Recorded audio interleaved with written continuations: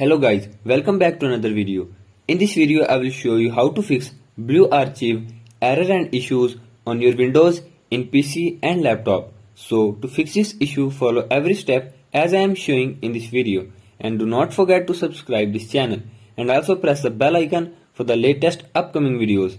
Hope so this will fix your problem and help you a lot.